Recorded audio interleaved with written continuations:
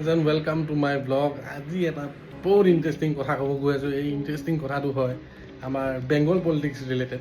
আপোনালোকে নিশ্চয় সৰুতে ক্ৰিকেট খেলিছে আৰু ক্ৰিকেট খেলোঁতে কি হয় দুটা বস্তু থাকে, এটা বেটছমেন আৰু এটা বলাৰ। বাকীকেইটা থাকে বাৰু, এতিয়া এই দুটাই মই ফ'কাছ কৰিছোঁ। আমাৰ ইয়াতে ছিটুৱেশ্যনটো হৈছিলে যে বেটছমেনত আছিলে আমাৰ মমতাজী আৰু বলিঙত আছিলে আমাৰ মোদীজী। মোদীজীয়ে ইমান জোৰে বল দিলে যে মমতাজীয়ে বেটটো ধৰিব পাহৰিব। ষ্টাম্পটো এনেকুৱাকৈ উৰিলে যাতে তাই মানে ক'বই নোৱাৰে কি হ'ল কি নহ'ল। আজিৰ দিনত তাই 15,000 ভোটছ নিজৰ ছিটত হাৰিছে। চব ভৱানীপুৰ ছিটটোত তাই 15,000 ভোটছেদি হাৰিছে।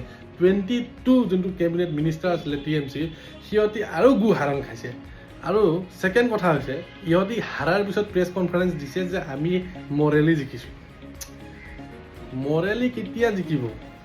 যেতিয়া আপুনি কম ভোটছত অলপ 1,500 ভোটত জিকিছে বিজেপি, তেতিয়া মৰেল থাকে। মইতো কোনো চেঞ্চে দেখা নাই যে তোমাৰ মৰেল আছে নে নাই।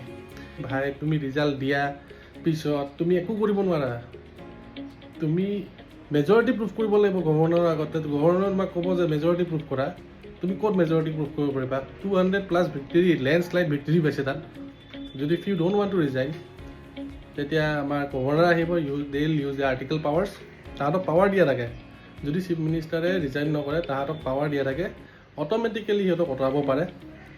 আঁতৰাই পেলাই যোনটো ডমিনেণ্ট গ্ৰুপ আছে, যোনটো জিকিলে বিজেপিৰ নিজৰ চেণ্ট্ৰেল টীম, যোনটো নেকি cabinet ministers along with the candidate of the CM, তাহাঁতৰ মাজত যোনটো CM হ'ব, সেই তেখেতে লৈ যাই পেলাই তাহাঁতি গভৰ্ণমেণ্ট ফৰ্ম কৰিব পাৰে।